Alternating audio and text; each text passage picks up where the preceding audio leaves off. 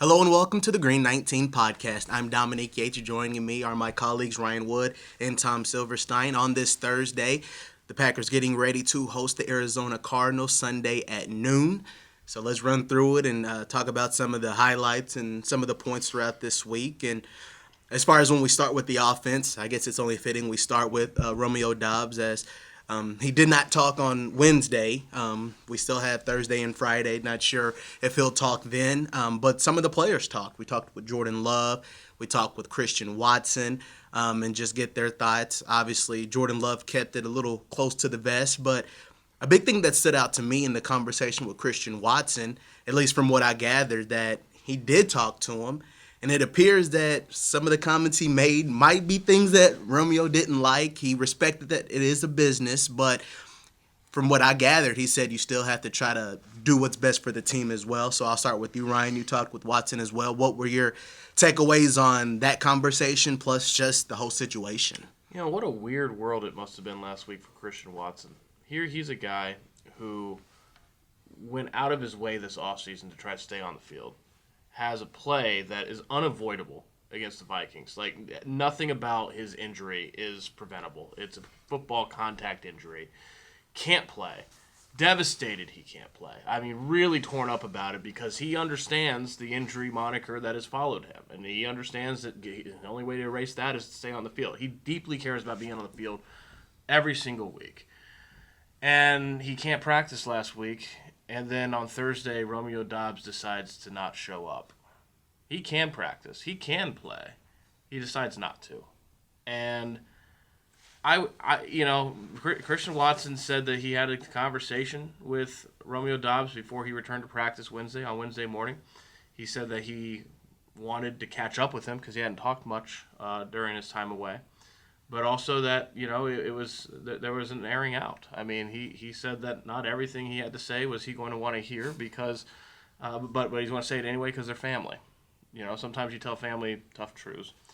And he called it, look, I think I've sensed a desire internally with the team, but also externally in the fan base to just move on. And that's understandable because it's week 6. You don't want to have this distraction, but it was here. The moment he didn't show up to practice and the moment he was suspended, Christian Watson himself called it a pretty significant situation.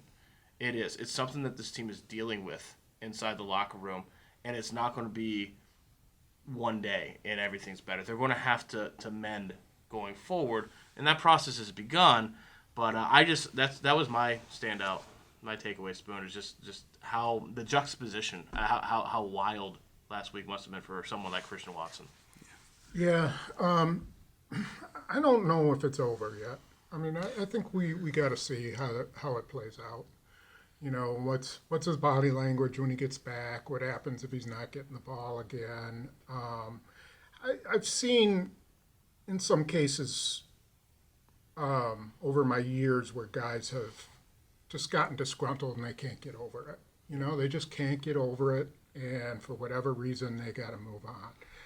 And I don't know if that's going to happen with him. LaFleur is pretty certain it's a one-off, but I'm not so sure. I want to see how it plays out.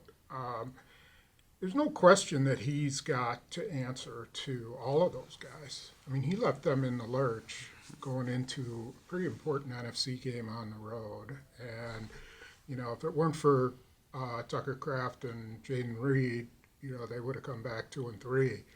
And I think, not to take away from what the other guys did in the blocking game, but let's face it, Reed and Kraft are above all else. And Doubs has the ability to do some of what they did. So, I think Christian Watson's also trying to sort of flex his leadership muscles. I mean, he is a third-year guy. He and Doubs came in at the same time. They're the two oldest guys. He's a really smart guy. Has worked really hard. So I think this was a bit of him, like, showing that he's kind of in charge of the receivers room. Spoon, we say this isn't over yet. I couldn't agree with you more, but it's not just with Romeo Doubs. Like, this whole situation of having this many young pass-catching talent on rookie contracts Yes. is not something that they're going to. It's something that they're going to have to handle for the foreseeable future, because in the confines of an offense, a scheme, a playbook, it's a great luxury to have. It's a great luxury to have in the salary cap, obviously.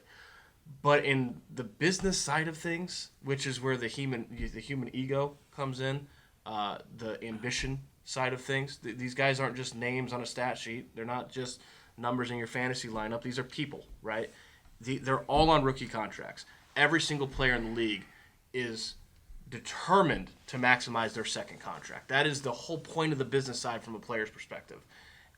There's one ball. Like they're going to have to figure that out. If it's not Romeo Doubs, maybe it's someone else in the future that has this. Like that is Matt LaFleur is going to have his hands full with figuring out how to keep egos in check, because that's just the reality of the human side of this business when you have that much talent and they're all vying for that second contract. It's weird though. I mean, he's not been neglected. No. I don't think. I think he came in on Wednesday and saw that Dontavian Wicks was going to be a big part of the game plan. They are definitely force feeding Wicks because they think he's can really help them down the road, and he probably can. But I would say to all those guys, if you want to get out of here, well, just consider. Devontae Adams wanted to get out of here, and what happened? He goes to the Raiders, and is he any better off there? I don't think so.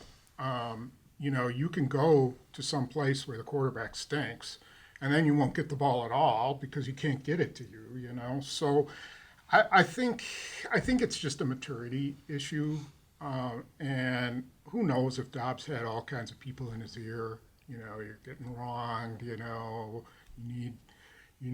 got that contract coming up. You need to do something. I think that stuff falls into place, especially. It doesn't fall into place after you do something like that. The one thing that I'm sorry, Spoon. That stood out to me as well in talking with Watson and those guys, fans were surprised. Media appeared to be surprised, but the players did as well. In terms of would you expect Romeo Doubs to be a guy that would do something like this? Even Watson said he didn't expect it to come from a guy like him, but I mean, everyone's alluded to the numbers, the number of targets that he's received. It's way less than what Watson has received. And Watson was like a totally forgotten man during the Willis games. Yeah, right. It was 8 targets or so to this point. Yeah, because he's the deep receiver, and you got a backup quarterback. That's what happens. But the point that you made, Spoon, about trying to force feed Dontavian Wicks. If you're Romeo Doubs, there's 2 ways to look at that. They're very 2 different ways. One way is, look at the coaching staff prioritizing this guy. They think he's better than me. I mean, I just did this in the postseason. He didn't do that in the postseason. He caught a pass in Dallas, but I was the leading receiver in this postseason run, and now they think he's better than me. What's up with that? The other way to do this is what happens in this league with a young, promising player, very talented, full of potential, that needs to develop, which is what Dontavian Wicks is that you develop by playing. You develop through targets, through snaps, by being on the field. That's how you get better.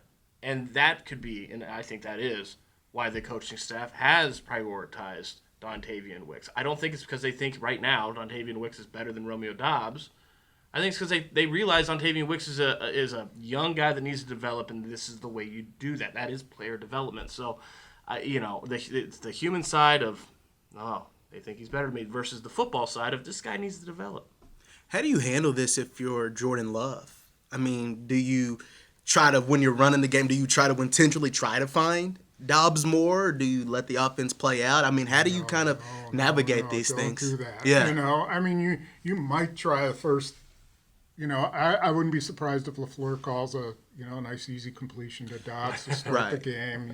But you got to avoid that. You really have to avoid that. And if he winds up with 3 targets, then he winds up with 3 targets. But Love has to get back to finding open receivers and stopping forcing the ball. He's already forcing the ball a little bit too much, and he's got to get back to who's open, going through his progressions and keep the offense moving. So the worst thing he could do is start thinking, I got to go to him. it almost got him in trouble with Reed because, Yeah. from the minute they broke a huddle, I think he told him. Yeah. Reed said he told said him it in was the coming huddle to he's him. going deep to him. It was the worst decision he made, except it was the best decision he made. So anyway, you get the point. He just can't do that. I thought that was kind of a damning comment that Jaden Reed shared too, that Jordan Love predetermined in the huddle where he was going with the football and wasn't able to check off. I mean, this is a quarterback that has not been what he was the last 2 months of last year. He has been having struggles. You hear something like that, you can't predetermine things. You have to go through your progressions. You have to see what the defense is giving you on the field and be able to react and adjust and take the open stuff in real time. Like that was, I thought that was, it was almost kind of like a throwaway comment, but that got I don't know about you, I got my ears. Yeah, I did. My ears did perk up too. He clearly made the wrong read, and Bo Melton was wide open across the middle. Even Malik Heath, if he goes through all his progressions, is open deep.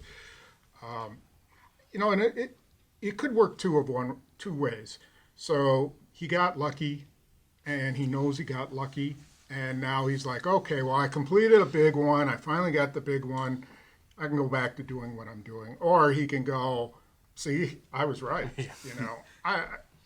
That's why I'm very interested to see how he approaches this week. Yeah, I guess you could say it was the wrong read to the right read. Mm-hmm.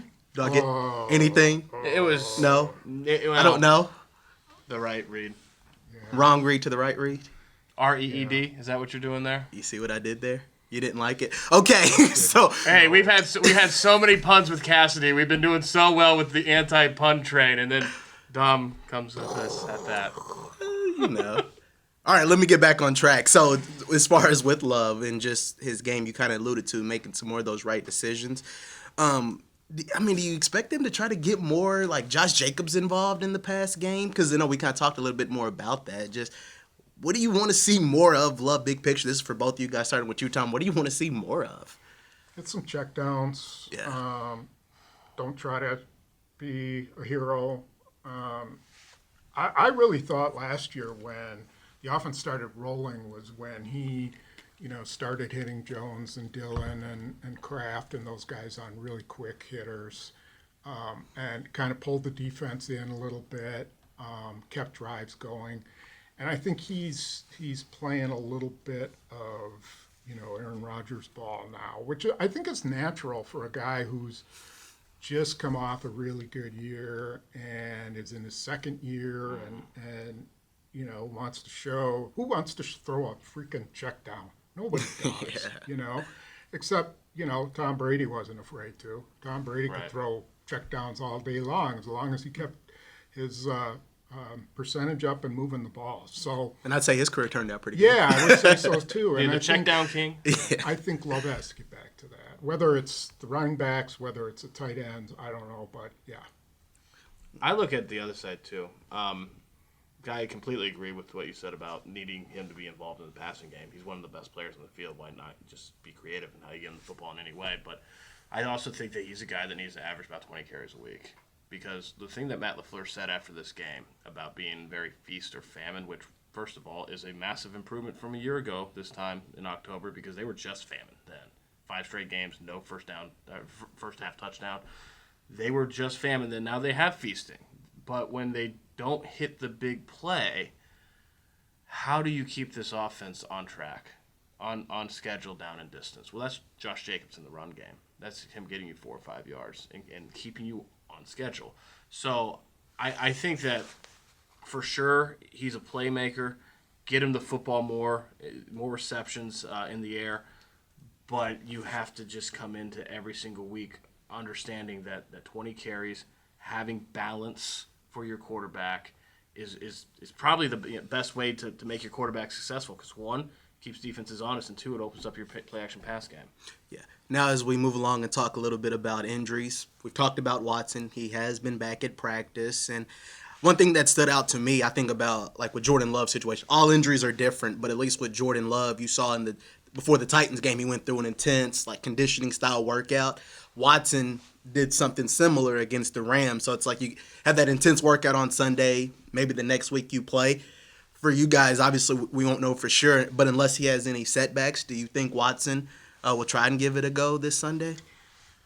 Boy, I'm kind of reluctant to make guesses anymore because Yeah. they use practice as part of the rehab process.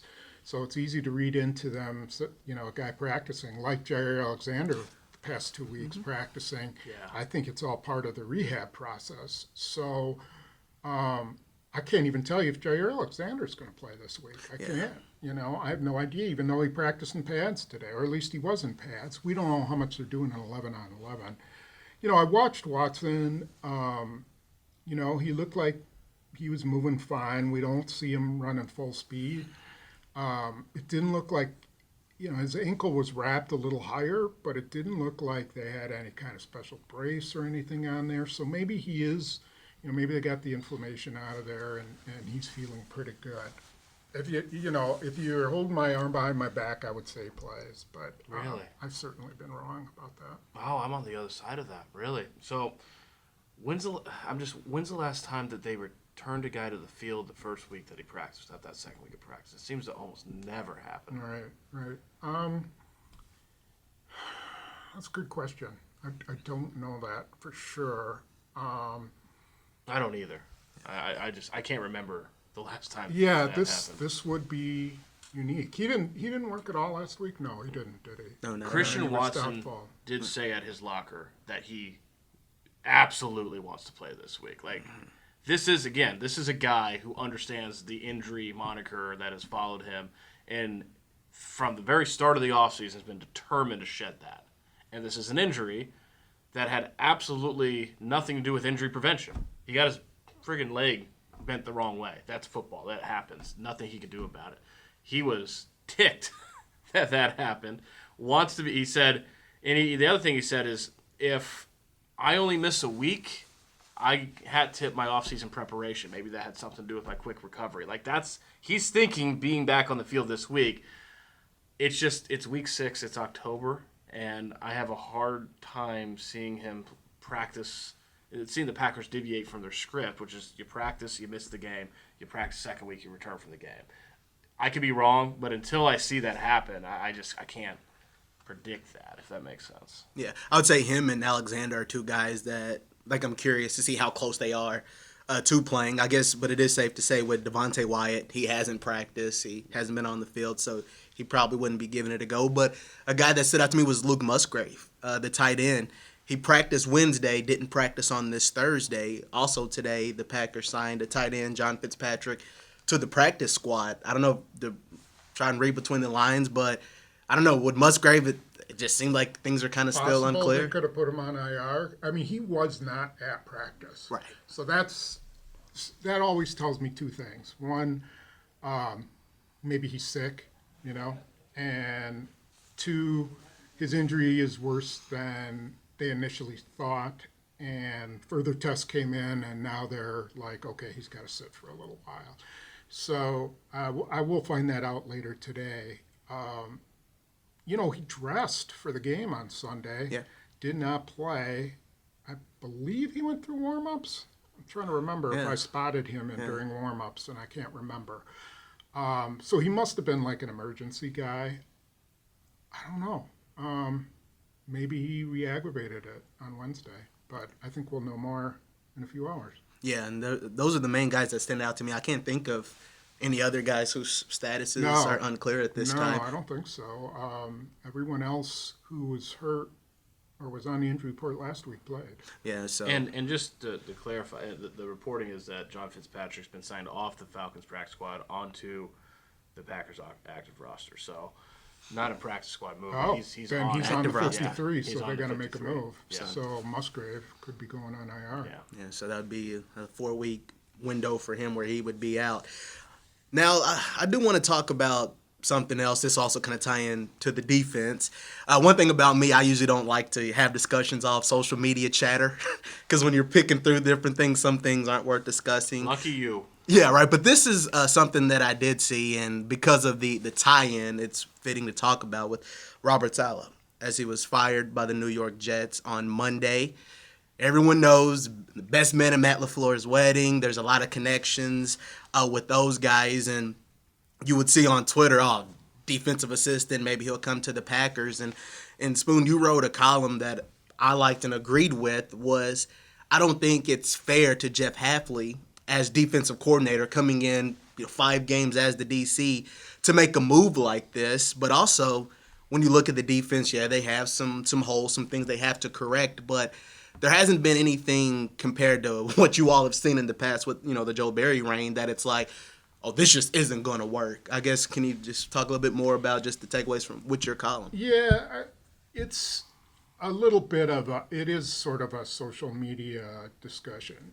First of all, Robert Saleh is going to need some time to process getting fired, getting escorted out by security, coming into work on a Tuesday and being told he was fired. The last thing I think he wants to do is step into a job.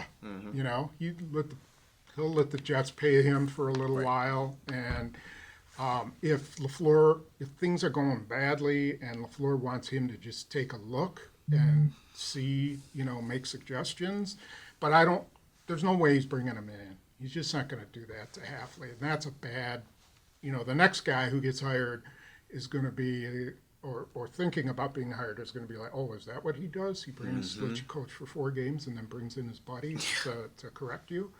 So you got to be really careful there. I think if anything happens with Saleh, it's next year.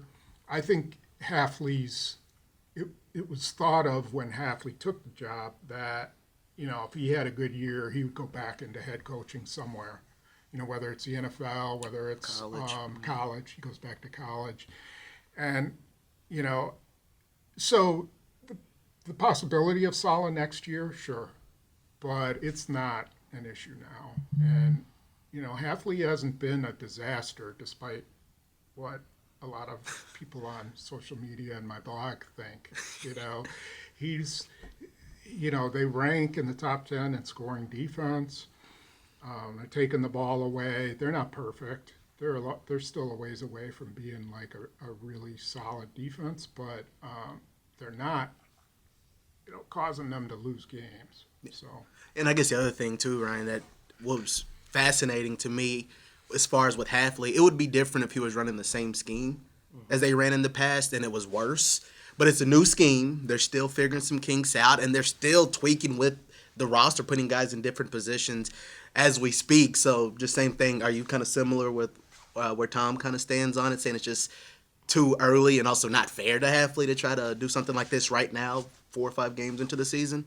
Rome is burning on the blog, huh, Spoon? Yeah. Already. It's Joe Barry 2. That's the sequel. Oh my God. How do you see that many picks and different things? Right? I don't know how you're a much more patient man than I am. I don't know how you can deal with that type of overreaction so calmly, because I would probably pull out all my hair, and I don't have any pull out, but I'd grow it. I'd grow it and then I'd pull it out. You're right there with me. It's been 5 games. He's fixed the secondary overnight. I'm not saying everything's perfect, okay? But I watched this secondary last year. I watched them give up a perfect passer rating to Baker Mayfield, who, okay, sure, he's better than Baker Mayfield of yesteryear, but he's 158.3 is 158.3. I saw how bad Bryce Young had the best game of his NFL life against this secondary. And this all happened in a couple weeks. This wasn't like scattered, isolated situations. That is just baffling to me. Yeah, do they need to get more pass rush? Yeah. More consistently? Absolutely. Do they need to figure out how to unlock Rashawn Gary? Absolutely. But they didn't have safeties a year ago. Now they got the best one in the league. Xavier McKinney's always been good. That's why he signed what he signed. He's never been considered the best safety in the league until Jeff Hafley. So there's probably something about the lifelong defensive backs coach fixing the back end of this defense. Sorry, I had a connect. What was your question? Oh, Robert Saleh. Yeah, if you're Matt LaFleur, you love Robert Saleh and you believe in him to the utmost degree. So I just think it'd be very interesting if you give him some truth serum. Do you wish this would have happened in January last year? Like, what do you really think? I bet with truth serum, you never want your friend to get fired, but if you know that's going to be the outcome anyway, yeah, he would have loved to have worked with his best friend, who he thinks is a hell of a coach. Like, he absolutely, of course he would have. But I think he's pretty happy with how things played out now because Jeff Hafley's done a good job. I have a hard time seeing Jeff Hafley, based on comments he's made in the past when he was at Boston College, wanting to go back into college head coaching. Because one of the things was how much the college game has changed and just the portal and everything, and just how fed up he was with that. I don't see him wanting to go back there. I think he went to the NFL to be an NFL head coach. I think if he has probably 2 really good years as a Packers defensive coordinator, he's absolutely going to have a shot to be an NFL head coach. If they're just if he fixes this long time dormant defense, does that kind of coincide with the Robert Saleh? Maybe that second. I don't think it's a 1 year and then he's an NFL head coach. Who knows? Maybe they Brandon Staley him, but I don't. I think that's unlikely. I don't know. Do you think that they've missed the timeline here? If there's any way that you can see this kind of shaping up in the future if everything goes great for Jeff Hafley and then he's got to hire a new defense coordinator because he's a head coach now? Well, the only thing, with Hafley is he was sick of the NLI and all that because he's at Boston College and Exactly. he's competing against, all these ACC, powerhouse Florida State, teams. Clemson, yeah, right. yeah. If all of a sudden he gets the Alabama job for some reason, that's a whole nother animal, and yeah. he's not turning that down. It's good money too. So that's just the thing, but that would mean that they just have like a Super Bowl type year. They go to the NFC Championship or they go to the Super Bowl and the defense just kicks butt. That's where that scenario would happen, I think. I think the question is if it's 2 years, then does Robert Saleh stay out of the game for 2 years? I don't think so. I think he probably is he back in the game in 2025 or not? That's the question. I don't know. He might sit out. Yeah. McCarthy sat out a year and just decided I'll kind of relax, and I don't know. Saleh seems like the type of guy who wants to work. Like he's very high energy, high strung. So we'll see. Who knows? Yeah, because there are some coaches that don't mind at all being fired coaches. You taking millions of dollars, you're chilling on the beach, drinking pina coladas, Absolutely. eating shrimp. Absolutely. I'm like, it's not a bad gig as well. It's not a bad gig. And then you have Tom Clements, who just can't get enough of it.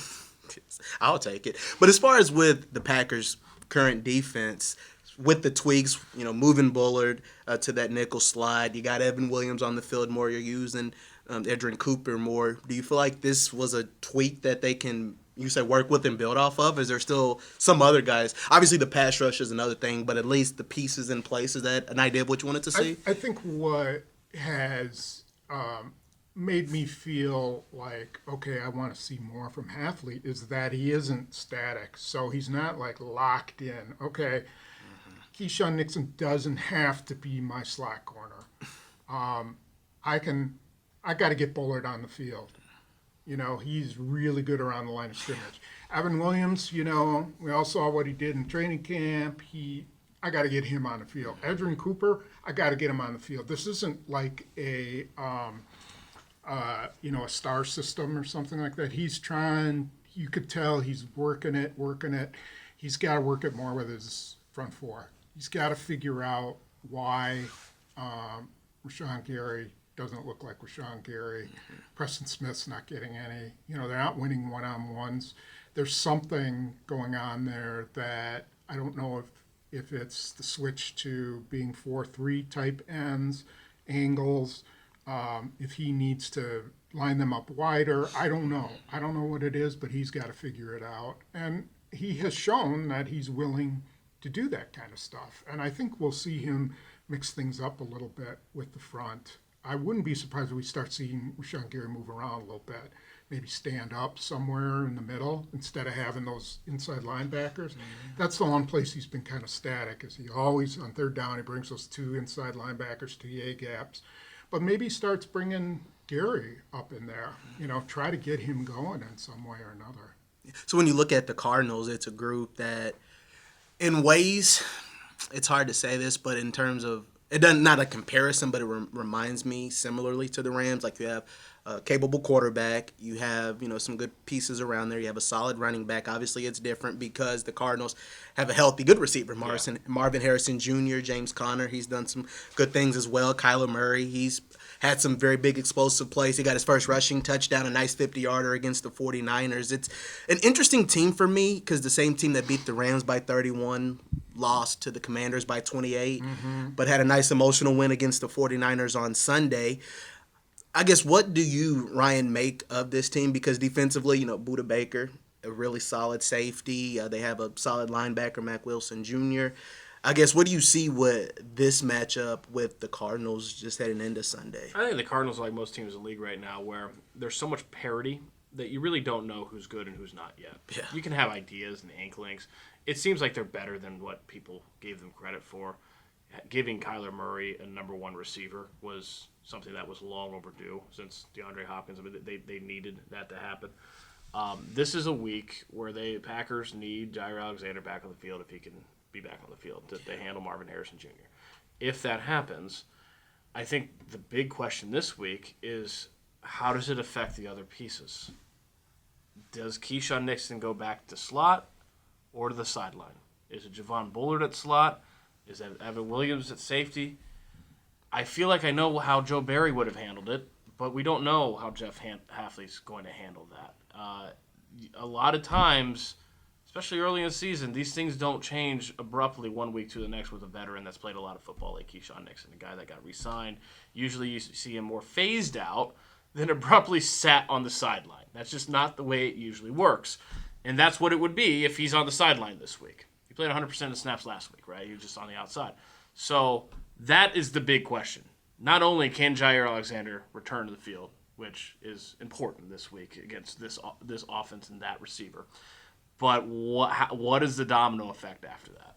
Yeah. Especially, though, for defensively, Spoon, that front seven, you're going to have to contain Murray. You're going to have to, make some things happen. What do you make just of this matchup Sunday? Well, regarding Keyshawn Nixon, I wouldn't completely rule out that he puts him on the other side and Stokes and Valentine have to take a little bit of a seat because neither of them has been, great. Right. Their tackling has been terrible, both of them. Yeah. And that's a weakness. Keyshawn Nixon will throw his nose in there. He's not the best tackler, but he's not afraid to go after it. I don't know if they'll do that, but that's another thing to consider. As far as the Cardinals, they're an odd team. I mean, they couldn't score against the 49ers in the first half, and then all of a sudden, they're moving the ball pretty well. If they had, not settled for a field goal in one of those cases, they might not have even been a close game. Didn't they? I think they shut out Detroit in the second half of their game. Took them to overtime. So I don't know. I think the big thing that they have to do is, contain Murray, of course, but just play tough in the red zone. Cardinals had some problems in the red zone. Harrison is a guy of interest, but I don't think he's, I don't think he's Puka Nacua right now. Right. I think he's still getting his feet wet, and I think they can handle him, in a decent way. Michael Wilson's a really good receiver. That's a guy they're going to have to worry about.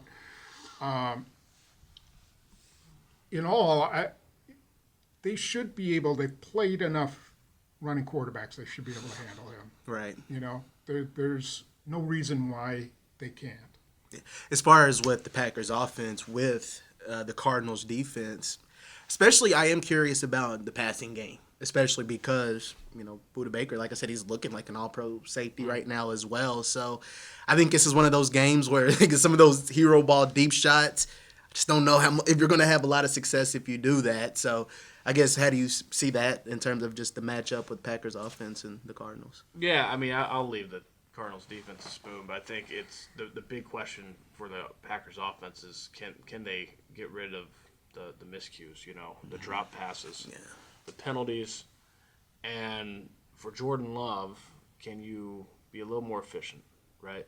Not just with your completion percentage, but your decision making. Where to throw the football, the windows, not trying to thread it through windows that we didn't see him thread it through last year, or didn't even try to attempt to thread it through. Those three elements, the drops, penalties, and turnovers from the quarterback, I think, are the three things. Once they figure those three things out, as Matt LaFleur might like to say, they're cooking with gas. I mean, that's when it's really humming.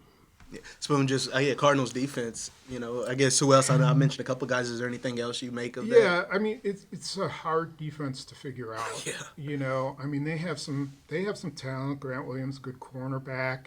Max Melton they drafted has come on a little bit in the last couple of weeks. They got an active middle linebacker. Their pass rush is okay. They're missing Darius Robinson, their pick out of Missouri. I just don't know which one's going to show up.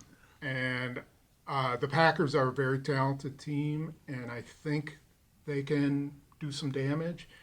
But again, it's every time you look at that, they play one half, and then they play a kick-ass half. Yeah. And I don't know which one the Cardinals are going to do, if they're going to pull one of those halves out. Yeah. As we near the end, we can hit on special teams. Brandon Narvison. Right. First off, finally had a clean week. Exactly. So that's the thing. Just do it again this week. I think consistency is going to be that's the key for the whole team, but I guess that's the key. Narvison, just do it again. I'm just glad I don't have to have a meltdown on a podcast now. These drip, drip, drip, drip, drip, drip, these missed kicks were driving me nuts. And you finally, and let's, what was it, 46 yards at the end of the half? Mm-hmm. It's no chip shot. It's a kick he should make. It's a kick he's got to make. It's not a gimme. And he's a guy that maybe had needed some confidence boost, right, after the previous week. Like, it's a guy that maybe had a little shaky confidence. So I thought it said something that he stepped up. He nailed the football. He had a good contact, split the uprights, and gave this Packers team, after the pick six, some small momentum going into half. That's what your kicker can do for you. He had a good week. He also didn't get flustered. Wasn't that like in the half where the fumble with Love, it was like a backwards pass, and so he could have gotten flustered in that situation, but he stepped up, made the kick, some momentum going into the second half. So you didn't have a meltdown on Narvison, but if Whelan struggles again, will we be here Sunday and you might be on a rant? They put him at receiver because that catch he made at the back of the end zone, that was athletic. That's pretty incredible. I don't know. You want to take the turn as the bad angel this week? I'll be the good angel this week. I don't know. I don't know what happened. I haven't had a chance to talk to him. I don't know how in an indoor stadium with virtually no wind that you can't hang the ball up like you had in outdoors for everywhere the else. last couple weeks. I was shocked by that. Kickers. Who is it? There's a really good line, and now I can't think of what it is, but it's about kickers. Aren't football players. They shouldn't be on rosters, and just that. But punters are people too. So I don't know. Yeah. Who knows? We'll see. That was just surprising. Like, of all the time, like in here, I just written a glowing story about Daniel Whelan nailing the football, which, for the record, he'd been doing. I didn't make it up. Wasn't fake news. He'd been killing the football for 4 games. And he comes out in game 5. Couldn't stand the pressure. That's right. That's what it is. You put on him. He was reading Ryan's story. He was in the locker room reading Ryan's story. Like, man, I'm really good. Man. I can do it all. But seriously, I'm kind of like watching. I just don't want to disappoint Ryan. I gave a punter mad props in week 5, and then I come out and each punt is like, oh, kiss okay. of death. Okay, that's different. I think he'll be absolutely fine. I think he's an incredibly talented leg. He is fun to watch. It is fun to watch the football fly off his foot. I think he's going to get back to that this week. No surprise. He's at home. That's the other thing. Everybody's home. They're in Lambeau. You should be playing fast, playing freely, and just enjoying the home crowd. As we wrap it up, though, any final words, any final thoughts, anything that you want to look at with the Packers, this game, or the team heading into this game? They're home for 2 games. They need to make some hay on that for 2 home games against 2, okay teams, and they need to come out of this at 5-2, and then they're in a lot better shape. Yeah. You say any final words? Yeah. Let's go Mets. Oh gosh. Now we can end the podcast. You asked for it. You asked for it. I mean, you expect me to not go there? Really? It was funny. When I came into the office, he was like, "Let's go Mets." I was like, "Oh, did they win?" No. I didn't even say anything. I just played narco for you. That's right. And you're like, wait, you're not. I would love to see the Mets and the Yankees play in the World Series, which would guarantee you I would not watch 1 minute of it. Same. That's dangerous though, because totally ignore it. I've had one Subway Series Fall Classic heartbreak in my life. I don't think I can handle another. I don't think I could do a second. 2000, I couldn't do it again. So I would love to see it too, but the Mets better win that. That's all I'm saying. There's some NBA exhibition on. I think I could watch that. Postseason baseball, Spoon. Come on. I know, right? I met Russell Westbrook at LAX this past weekend, so I'm gonna be a Nuggets guy, I guess, from now on, because we're best friends. Right? He doesn't play for the Mets. That's true. All right, I'm sure everyone has turned off this podcast by now, so let's wrap this up. We thank you all for checking out the Green 19 podcast. Enjoy the game with Packers and Cardinals Sunday at noon. Once again, hooray for an early game. For Ryan Wood, Tom Silverstein, I'm Dominique Yates.